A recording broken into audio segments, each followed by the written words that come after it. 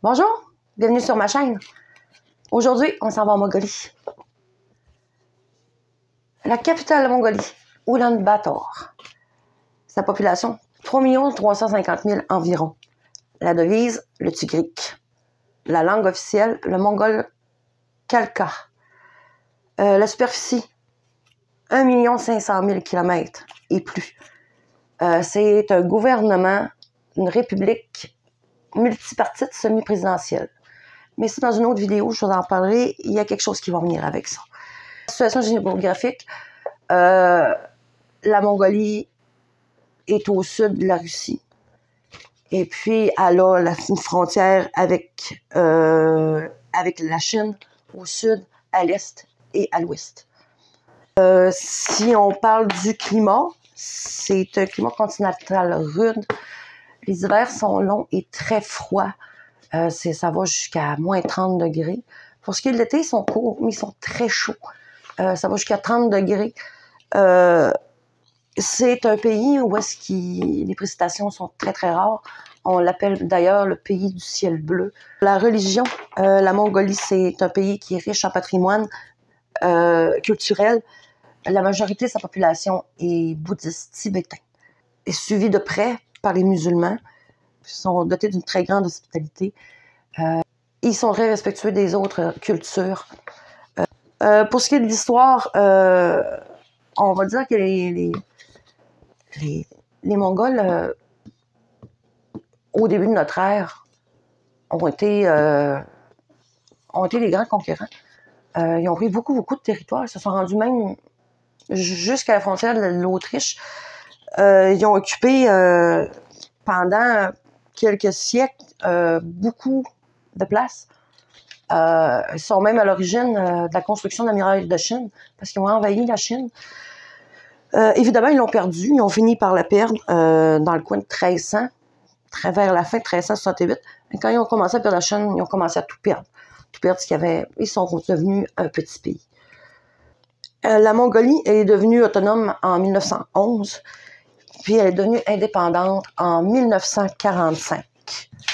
Pour ce qui est de la culture, c'est principalement des nomades qu'on trouve en Mongolie, des éleveurs qui vont se promener dans les grandes steppes herbeuses, parce que c'est surtout ça qu'on a en Mongolie.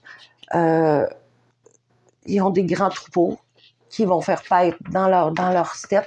Puis à un moment donné, ils vont tout embarquer leur stock, puis ils vont partir avec leur troupeau, puis ils vont aller faire paître leur bétail ailleurs. L'habitation dans laquelle ils habitent, on appelle ça une yourte. Des fois, ils sont plusieurs familles ensemble à se promener. Pour ce qui est des animaux de bétail, c'est des moutons, des chèvres, des chevaux, des yaks. Il y a les chameaux aussi, mais ça, c'est dans le désert de Gobi. Dans ces migrations-là, il y a des fois des grands rassemblements. Ça permet d'organiser des tournois, des fêtes, comme le Tsagaan-Sar, le nouvel an mongol. En revenant aux animaux, les animaux fournissent évidemment à manger. Ils fournissent de la laine qu'ils peuvent transformer en feutre pour se faire des vêtements, puis pour isoler la yourte que je parlais tantôt. Il y a du cuir, il y a des os, ça sert à faire des instruments de musique, des outils, des jouets, même des jouets pour les enfants. Les coutumes, la politesse. Écoutez, la politesse, vous n'êtes pas prêts, parce que c'est fou, c'est fou. Il faut éviter de marcher devant les personnes âgées. Lorsqu'on vous offre quelque chose, il est impoli de ne pas l'accepter.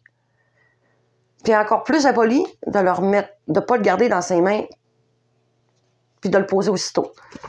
Même si on ne prend pas d'alcool, on prend une petite gorgée juste pour se mouiller les lèvres. Il ne faut jamais pointer un couteau vers quelqu'un. Même si tu es en train de couper quelque chose, il faut que tu t'organises pour ne pas pointer personne. Si tu offres un couteau à quelqu'un, tu y passes par le manche. Il ne faut pas pointer ses pieds vers autrui. Puis il ne faut pas les croiser pendant les repas. Oh, j'aurais de la misère avec ça. Ouf. Si vous marchez sur les pieds de quelqu'un ou si vous le bousculez, il faut lui serrer la main. C'est impoli de toucher le chapeau de quelqu'un. C'est toujours poli d'apporter quelque chose à un repas. Ça, c'est quelque chose qu'on voit dans plusieurs pays, dans plusieurs cultures.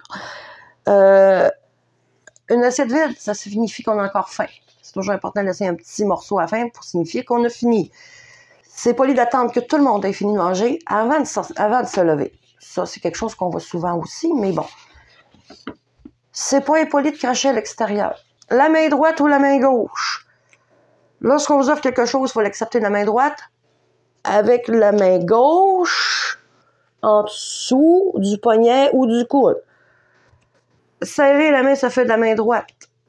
Toujours en plaçant la main gauche sur le poignet ou sur le coude. Manger avec ses doigts n'est pas impoli. Il faut toujours manger de la main droite. Moi, avec des règles de même, je pense que je danserais. On ne sait plus où se mettre. Dans les temples, on a le même phénomène. Il faut jamais tourner le dos aux figurines ou bien à l'hôtel dans un temple. Puis il faut sortir de reculons pour pas tourner le dos. Il faut pas pointer ses pieds non plus vers les figures de Bouddha puis l'autel principal. C'est relativement compliqué. Les activités, on va rester avec les nomades, c'est s'occuper des animaux. Après ça, ben, il y a les rassemblements de troupeaux, il y a la traite des animaux, fabrication de produits laitiers, fabrication de fromage. Après ça, il y a le travail de la laine, la confection du deal. Ça, c'est le costume traditionnel mongol. On se prépare aussi pour la migration. On défait les yourtes, on prépare les sacs, puis on prépare les troupeaux. Après ça, on discute entre membres de famille, on joue avec les enfants. Après ça, on peut partir en balade à cheval aussi. Bon, la cuisine. Ce qui est le plus revenu, les bouses. Mais ça, je vous les écris toujours dans le bas quand je suis pas certaine. De toute façon, c'est des noms qu'on voit pas souvent. C'est un genre de ravioli qui est fourré à viande de mouton avec de l'oignon puis de l'ail.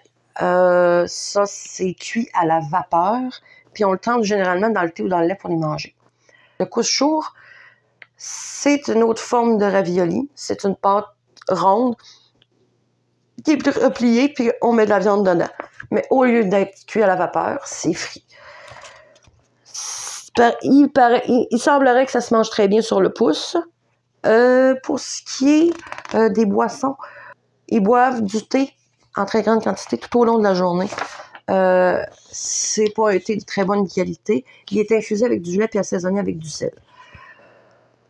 Ensuite, on a l'ail-rag, du lait de jument fermenté. Ça donne un alcool, une boisson légèrement alcoolisée. Ça ne dépasse jamais vraiment 5% d'alcool. Ça laque, c'est bien rafraîchissant. Puis ils prennent ça surtout l'été pour se rafraîchir, comme je dis. Le tarag, les Mongols ne boivent jamais de lait cru. Le lait est toujours bouilli, puis il est dilué avec de l'eau. Puis ils en font du yogourt, qu'on appelle le tarag. C'est riche, c'est crémeux, c'est très doux, puis ça se mélange avec des confitures de myrtille. Ensuite, on a le korgog. C'est un plat très emblématique du pays. C'est un genre de barbecue. C'est de la viande de mouton pour la plupart du temps, ou la viande de chèvre aussi. J'ai vu de la viande de chèvre, oui. Ça, j'avais vu ça dans un reportage. C'est renfermé dans un bidon de lait. En théorie, la plupart du temps, c'est un bidon de lait. C'est cuit avec des roches brûlantes dedans, puis avec de l'eau. C'est cuit avec des carottes, des pommes de terre. Puis ça se fait surtout, ces barbecues-là, quand il y a des gros rassemblements, des familles ensemble ou des fêtes. C'est surtout à ce moment-là qu'ils font le korgog. Les particularités, la Mongolie, c'est un riche patrimoine linguistique. T'as le mongol Khalkha, c'est la langue officielle, c'est 90% de la population. Ça parle aussi le russe et diverses langues turques. Ensuite, l'économie de la Mongolie, c'est surtout l'industrie minière, au-delà de l'industrie animale, tout ce qui est les produits animaux, là. C'est l'industrie minière dont l'étain, le cuivre, l'or, le molybdène. Dans les commentaires, vous me direz, c'est quoi? J'ai jamais entendu parler de ça. Le tuxtène aussi. C'est quelqu'un qui sait dans les commentaires, j'aimerais ça savoir. Il y a aussi les textiles qui viennent des animaux. Là, je vous avertis, là, Je vais essayer de prononcer les choses comme il faut, mais je vous promets rien. En Mongolie, c'est un paradis pour les paléontologues. Ils ont trouvé plusieurs des ossements de dinosaures, des fossiles, ils en ont trouvé plein, dont l'Alectrosaurus olseni, l'Oviipteraptor Philoceratops, le Protoceratops andrewsi, le Psittacosaurus mongoliensis, le Velociraptor mongoliensis. Ils ont trouvé des restes partiellement momifiés d'Adrosaure saurolophus. Ils ont trouvé des squelettes de tyrannosaures connus aujourd'hui sous le nom de Tarbosaurus. Ils ont trouvé des œufs de dinosaures. Oui, je crois même qu'il y a un musée en Mongolie de dinosaures. Il me semble que j'ai lu ça quelque part. C'est le pays le moins densément peuplé au monde. C'est un grand pays, mais il y a 3 millions de personnes. La Mongolie abrite le plus ancien parc national au monde. Il a été créé en 1778. Ce parc-là, on l'appelle Bogd-Khan. Je ne sais pas si, mais comme je vous dis, je l'écris toujours en bas quand je suis pas certaine. Ce que je trouve de particulier, parce que je comprends pas, le parc est situé dans la capitale. Il abrite une faune variée, dont le léopard des neiges, une espèce menacée. Le parc abrite aussi des monuments historiques, dont le musée du palais Bogd-Khan, qui a été construit au 19e siècle. Et voilà, terminé. Si vous avez aimé la vidéo, n'oubliez pas de liker, abonnez-vous, activez la petite cloche, écrivez des commentaires, puis on se revoit pour la prochaine vidéo. Merci de m'avoir écouté jusqu'à la fin. Bye!